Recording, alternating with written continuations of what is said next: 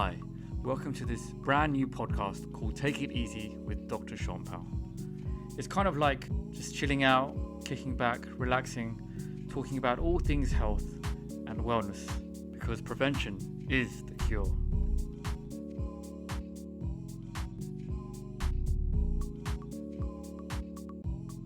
So I'm so excited to come and join you guys on this podcast. Every week I'm going to be talking about different lifestyle medicine topics, focusing on easy and practical tips to apply to your daily life to make you feel healthier and happier. Who is Dr. Shonpal? Well, obviously that's me, the guy with the microphone. I've had over 10 years experience as a doctor and a coach working in the UK, Australia, good day mate, New Zealand, Kia ora, and refugee camps. Before I decided to be a doctor, I was actually working in the corporate world, and I studied a degree called e-commerce and digital business. Not as sexy as it sounds, but for me that was kind of a bit boring, didn't float my boat, and I wanted to do a bit more with my life. So I became a doctor, and then I've been a doctor for around 10 years. During that time I feel that my practice as a doctor has evolved, and I was getting frustrated in some ways with conventional medicine. For example, I used to treat patients with high blood pressure with medication, which is effective and I do use it. However, I was finding I wasn't treating the cause, and the cause is the most important thing for me. And most of the time, that is down to lifestyle. For example, too much salt, not enough exercise. All those things are important to address.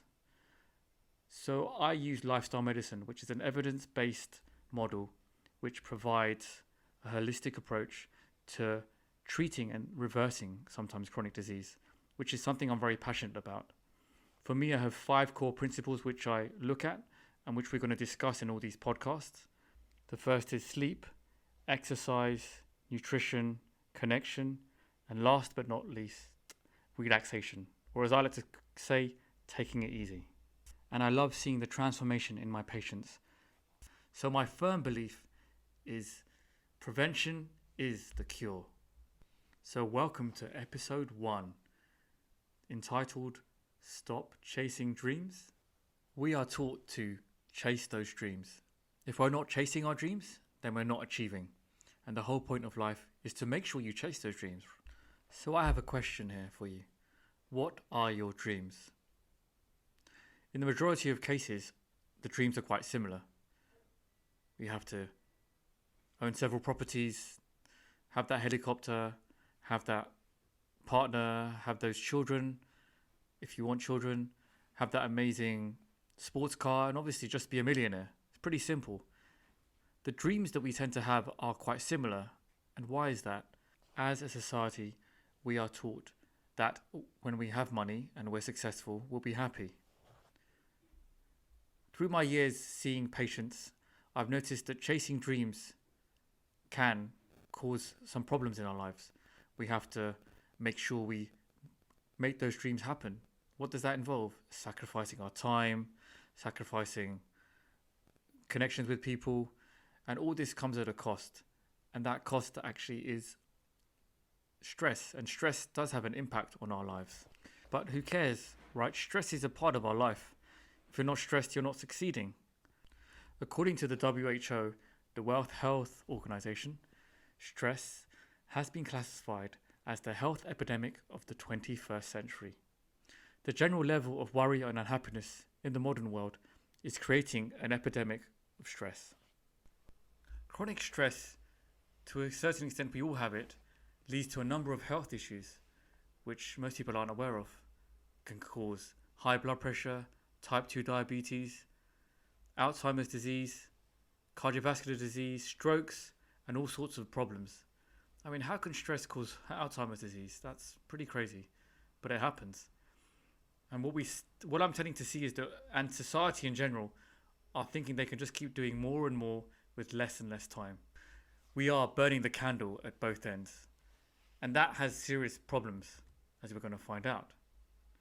The reality is that patients I see daily are literally stressing themselves to an early grave. So how do we look at it differently? Here are a few useful tips that I want to give you about how you can potentially stop chasing those dreams and start really living. The first one is, don't get on the bandwagon. What I'm finding and what we're finding every day is that social media has overtaken our lives. It's how we provide and find happiness in a way. Everyone has to present a perfect image of themselves, whether it's having that perfect side profile, going to that latest bar, having that new iPhone, whatever it is. It literally is putting on us under more and more pressure to present a more perfect image of ourselves, which requires us to dig deeper and push ourselves more. We are naturally social creatures. We want to be part of groups. I mean, it's normal to have friends and be part of communities. And that tends to mean that we follow each other and follow trends. We are taught to chase our dreams and keep pushing ourselves until we achieve them. That's part of the drive of us, for us to be happy. But does that lead to happiness once we achieve it? Maybe momentarily, but we always want more and more. There's a really good quote that I like from Jim Carrey, and it says, I hope everybody could get rich and famous and will have everything they ever dreamed of. So they will know that it's not the answer. One small tip I can give you is to just be more present to your surroundings. Rather than focusing on our phone and texting someone else, why don't we actually just talk to the person next to us and spend more time with our family or friends? Another example is, again, on the phone. We tend to just text people. People find it quite weird to even pick up the phone and call each other these days. But actually, the art of conversation has been lost. And it's actually great to have a conversation. You gain so much more from talking to someone than you do from a text. And the second section is entitled, Stop Comparing. I was actually just going on YouTube recently, and an advert came up, and it was saying, don't you wish you were more radiant like that person you met before? And how some people are more radiant than others, and that you should be much more radiant. And I'm thinking, wow, that means that I'm not that radiant. What's wrong with me? Even if I don't actively think about it, in a way it's in my subconscious. And if you think about the adverts, marketing executives are very smart. They know they need you to buy a product to make you feel more complete. They want to create a need inside you that you didn't even realize you had. That need makes you want to push for more, to make yourself better. I suppose they say that doctors are the worst patients, and in a way that's true. If I look at myself, I do tend to compare myself a lot to my colleagues and my peers. When you start a medical school, you're all friends, you're working together, and it's a great laugh. But at the same time, there's this expectation that you have to naturally compete with one another, and that's perfectly normal. But still, that idea of comparing and pushing ourselves is what we all naturally do. But is that necessarily healthy? When you finish medical school, you have to apply for programs, for specialties, which requires you again to compete and work against your peers and push yourself to be a better doctor, a smarter doctor. And I suppose that's become inherent in me to compare myself to my family, my friends and my peers. And it's, in a way, we all do it. It's almost like an inherent aspect of ourselves that we can't get away from. But I think this aspect is rather unhealthy for all of us. And rather than comparing and looking at what's wrong with ourselves and what's right with other people, we should start thinking about how we can feel better about ourselves. So when you think about, oh, what is that person doing or what is that other person doing, stop. Think, what do I need right now? Maybe when you're listening to this podcast, you think, hey, I'm a bit thirsty, or I need a bit of food. Grab a glass of water. In fact, why don't you just, if you're feeling a bit lonely, just hug someone next to you, if you know them. I mean, don't hug a random stranger, but just hug anyone that you know. And hugs are amazing. They make you feel warm and give you a great level of comfort. Perhaps potentially spending more time with the family, getting a massage, anything that can allow you to relax and take it a bit more easy. I even suggest to some friends and even to some patients to have a social media free day. And to be honest, it's super gratifying. Switching off your phone, not being connected to email, to anyone calling you or WhatsApp or Facebook, it's a really good thing to do. and a very healthy thing. You'll find out that you would want to explore new skills or do things that you never used to do. So try it and let me know what you think. So the next tip is entitled focus. We are taught that we can be great at everything. Hey, I can be an accomplished musician, I can be a great salsa dancer, I could be a great doctor, I can be an amazing painter, I can be like Picasso. We can do everything. In fact, we have no limit to what we can do. And I always thought that was the case. But as a doctor, it's a real privilege to get to know patients. And one of the things I do is I try and understand my patients and get to know them. And I find every patient has a pearl of wisdom or has some journey that they've gone through, which is very interesting. And I remember an elderly gentleman I spoke to who seemed very happy in his life. And I said to him, I was like, what's the one piece of advice you'd give anyone? And he said to me, focus on one thing that you're passionate about and become excellent at that. And he said, naturally things will fall into place. And I took a step back. I'm like, really? I thought about it. Is it really important just to learn one skill rather than learning multiple skills? Say, for example, you want to be an expert at the piano. What does that involve? That involves starting from the beginning, learning the scales, learning more complex pieces, practicing every day, getting up in the morning and just practicing. But the more you do it, the more ingrained it becomes, the easier it becomes, and the more and more you try and do more complicated pieces. And before you know it, you could be an excellent pianist. But that takes a lot of training. And is it really worth doing it that way? When you do something that you enjoy or are passionate about, it naturally is a stress buster. So don't play the piano if you're not going to enjoy it.